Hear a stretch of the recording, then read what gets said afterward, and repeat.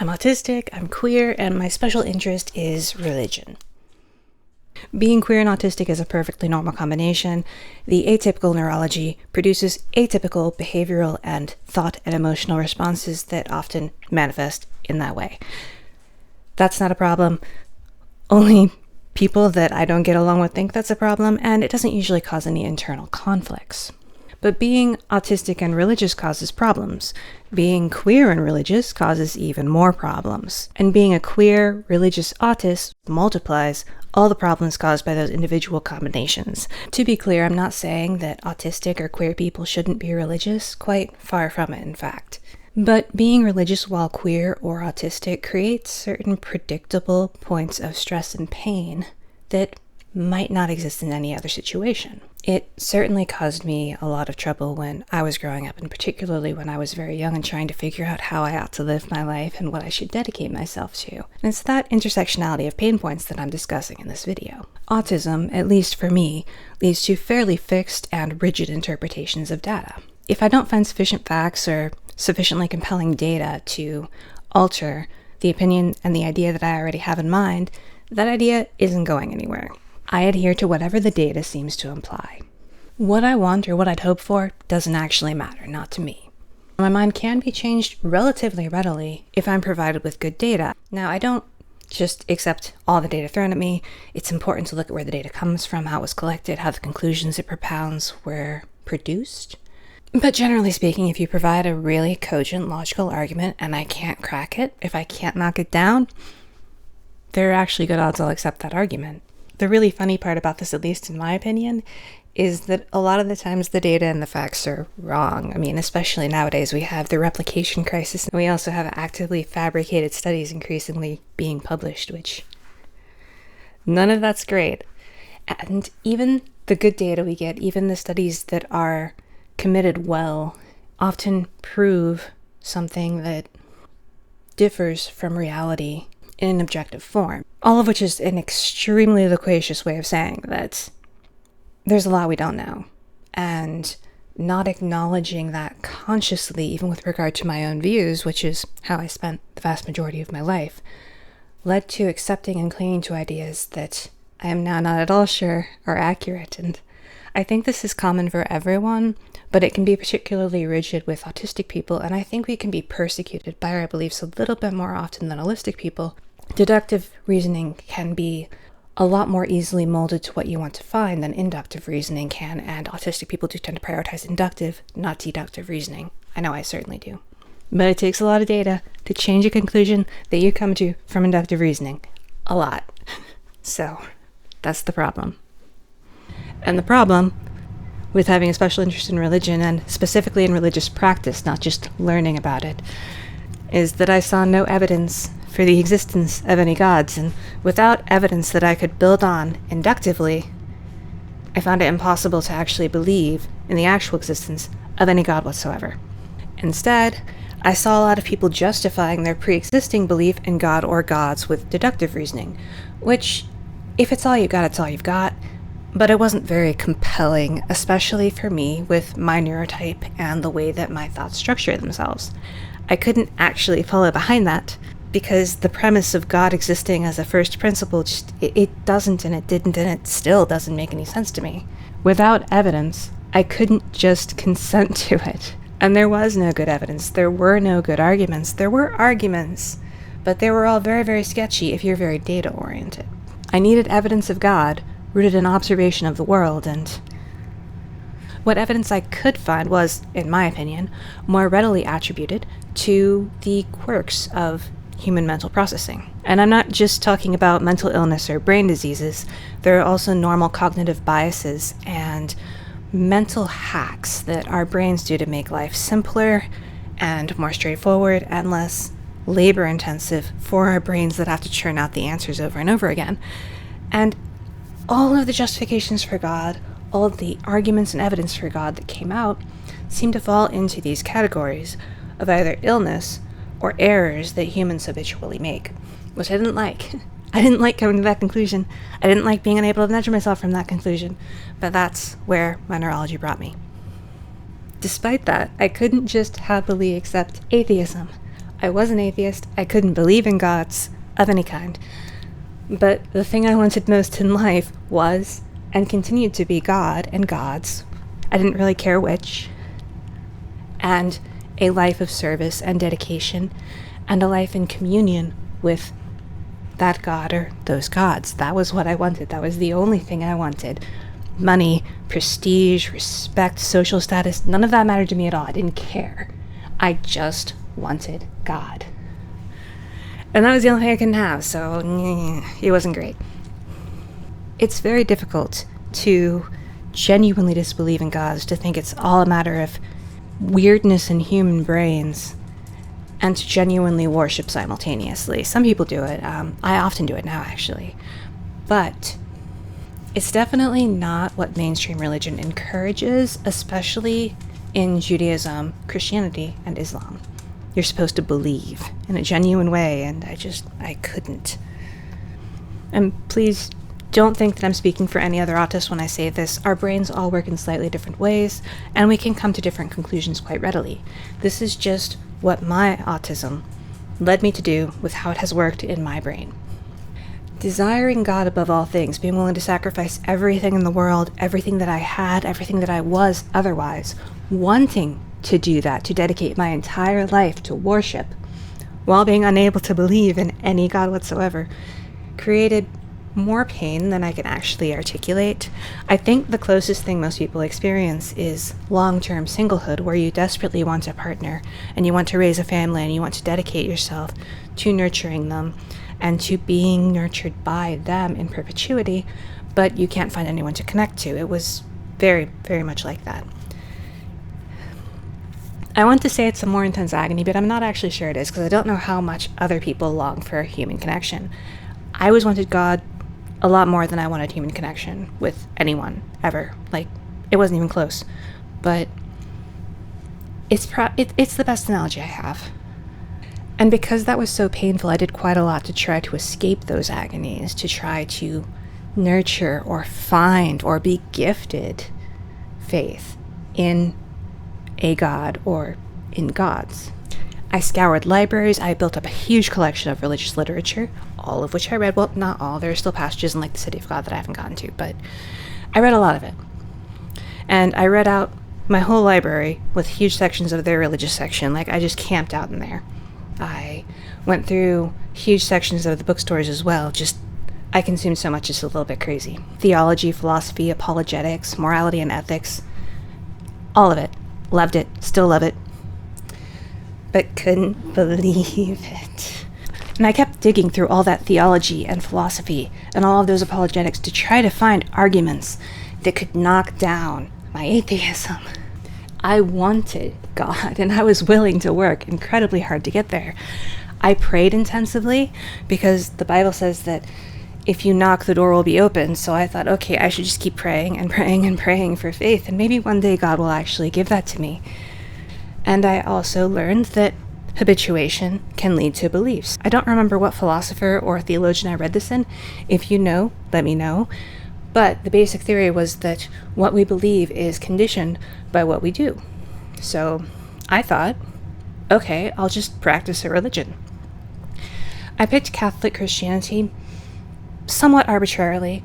A lot of it was because my heart was in Judaism, and I was a gentle, and I thought, well, if that God exists and he wanted me to be Jewish, I would be born that way, right? Or I'd, find a Jew to marry, one or the other. So the closest approximation of that to my mind at the time was Christianity. So I thought, I'll go that way. I studied a lot, and I did the best that I could to align both my actions and my thoughts to what I found in the Bible and in various Christian writings, and to what I learned in church as well.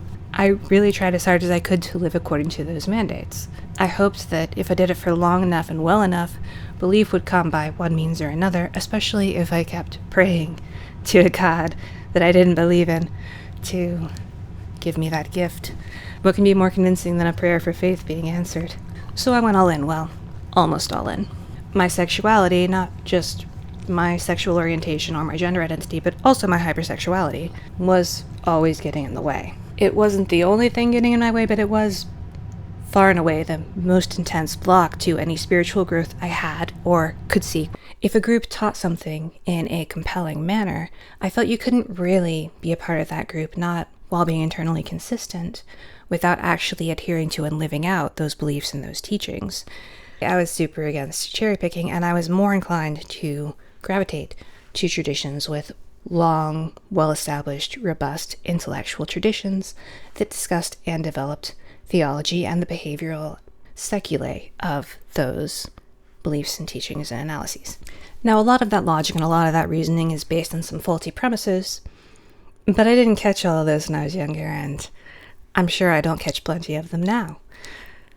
The point was the logic itself was internally consistent, so if I could grant those foundational premises, I had no problem with the corpus as a whole. I mean, maybe little things here and there, but overall, I wasn't inclined to cherry pick based upon what I thought. I was inclined to believe or disbelieve based upon the quality of the logical argument presented. And it tended to favor the older, more traditional versions of those faiths because it was precisely those traditional versions, not the kind adapted to modern mores and mannerisms, that more closely aligned with the reasoning as outlaid in their foundational and evolving texts through time. This was particularly marked when I was young because back then I assumed that truth was something solid, something unchanging, and I didn't want a faith that destroyed the truth for popularity's sake. Long story short, I prioritized old, traditional, more orthodox religious practices. It's just what seemed most plausible to the way I thought when I was younger. And those were the faiths, by and large, that I pursued in earnest. I looked at the old stuff. But the problem with that is that I'm queer. And I've always known I was queer. My very first crush happened when I was about 5 years old. It was on a little girl who was in my, I believe it was first grade class. And questioning my gender didn't take a whole lot longer. I was always very confused by how girls and boys were treated differently, especially when it seemed like the boys got to do all the cool, fun, rowdy stuff. I mean, I wanted to go play war. I did actively play in the dirt and collect bugs. And it seemed odd to me that I was being pushed to something else. The communication style between boys was also much more intuitive to me than the communication style between girls. And to this day, the majority of my friends tend to be male. I don't really understand why, but that's how it usually works. And beyond that, of course, there is the gender dysphoria. Even my nervous system seems poorly attuned to having an adult female body. Like, I feel things that aren't there and I don't feel things that are there. Which is apparently not uncommon in people with gender dysphoria. It's really quite bizarre, but our brains do seem to legitimately wire for the opposite gender that we're born as sometimes. Both of those factors, the wonky gender and the illicit orientation, they've always been there. They're not going anywhere. There's not anything I can do about it. I can ignore it. I can act against those facts of who I am.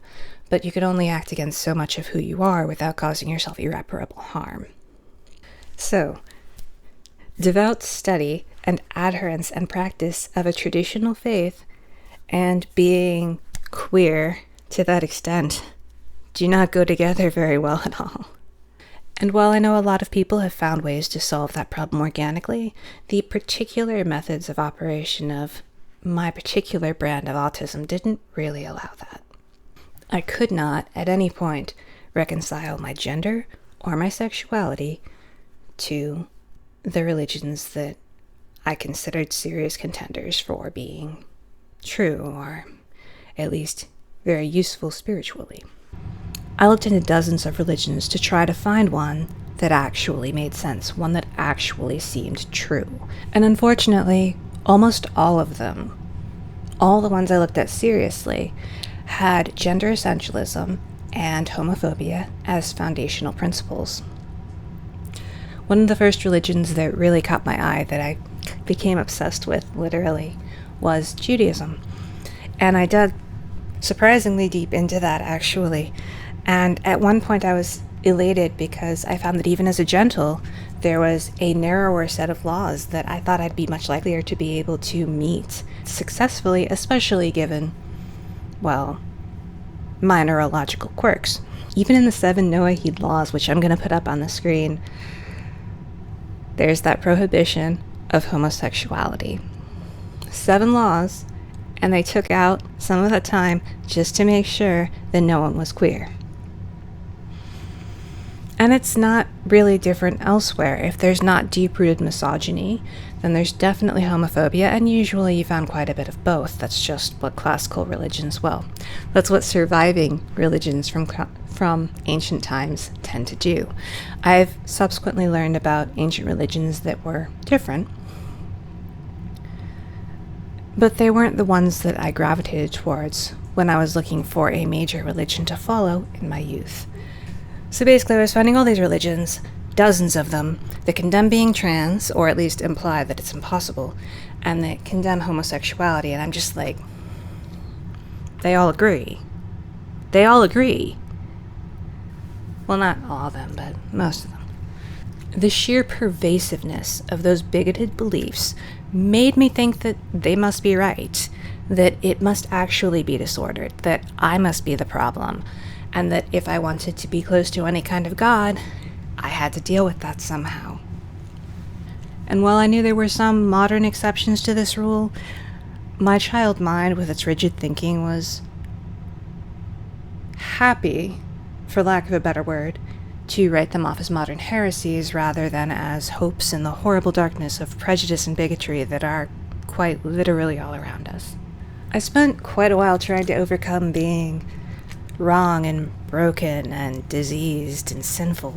I tried to live and be effectively straight. I had one dream about one boy that I knew as a teenager, and I latched onto that dream as an indication that I was, in fact, actually attracted to men too. I wasn't actually the lesbian that I thought I was. I could also be attracted to boys, and I clung so tightly to that because the last thing I wanted in the world was to be a lesbian, to be completely incapable of a normal life, of a sinless life, mentally and emotionally, inside the religions that I was investigating. And so I clung to that, and I tried to exclusively date guys for quite a while.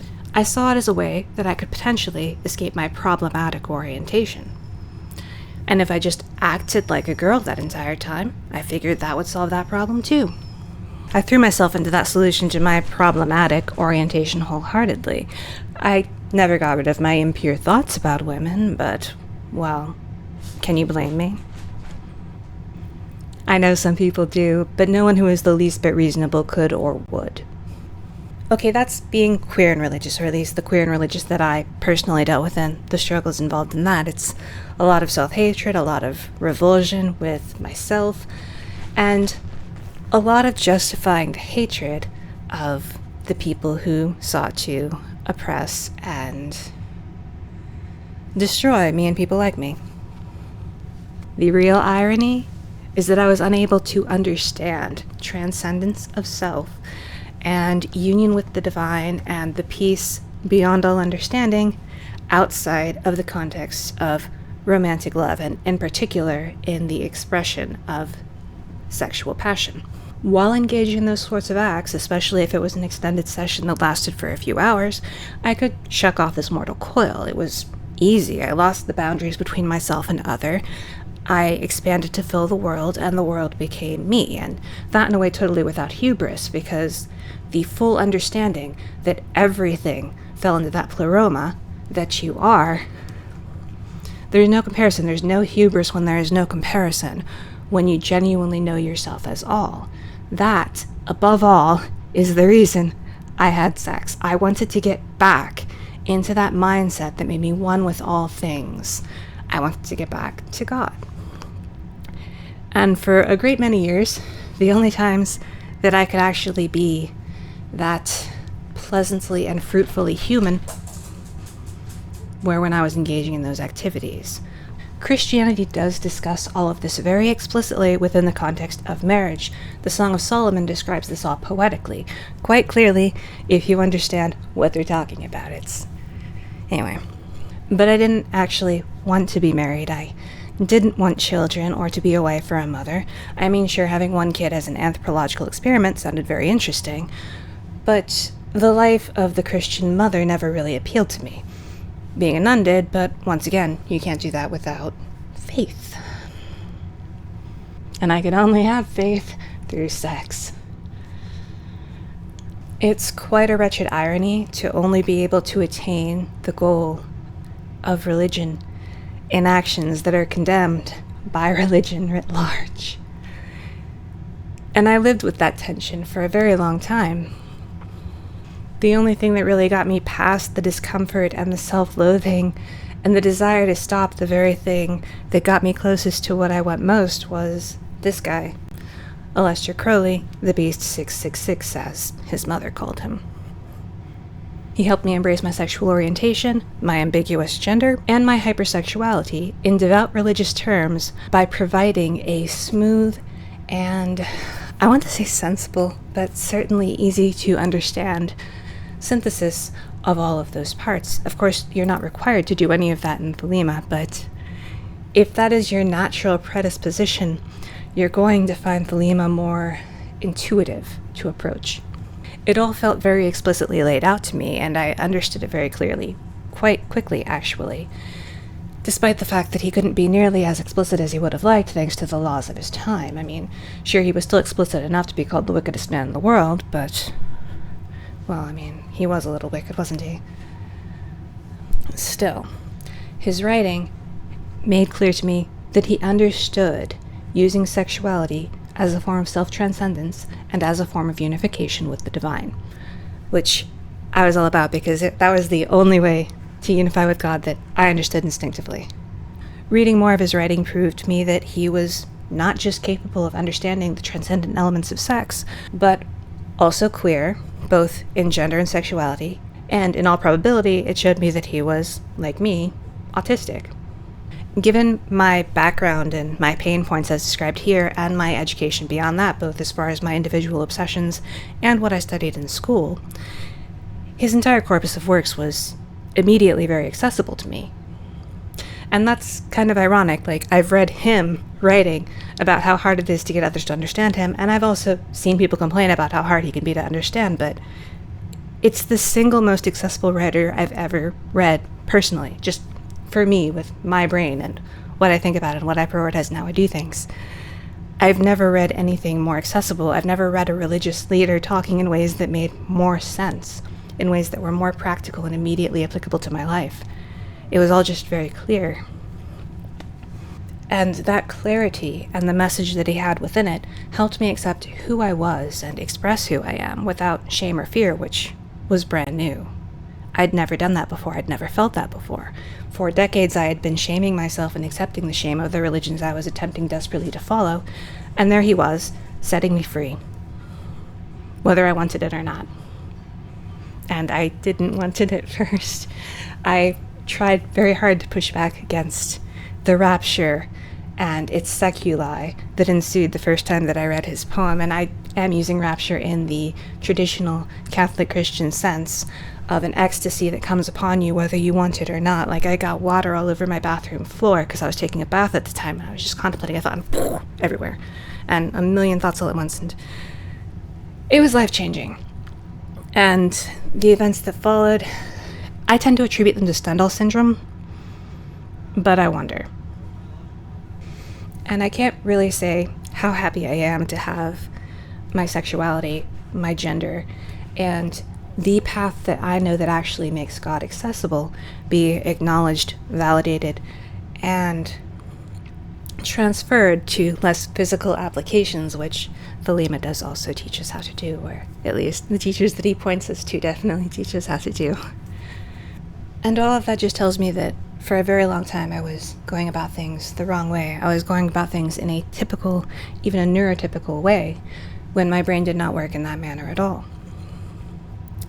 Finding this alternate path, this path that may well have been made by an autistic person, certainly by someone who was hypersexual and queer, allowed me to be who I am and employ what I know and what I understand in a very direct and very enriching way. It allowed me to deepen and gain control over that feeling and apply it and dwell within that transcendence, that unity with the whole, that acceptance of all things as oneself in a more consistent and useful and healthy way.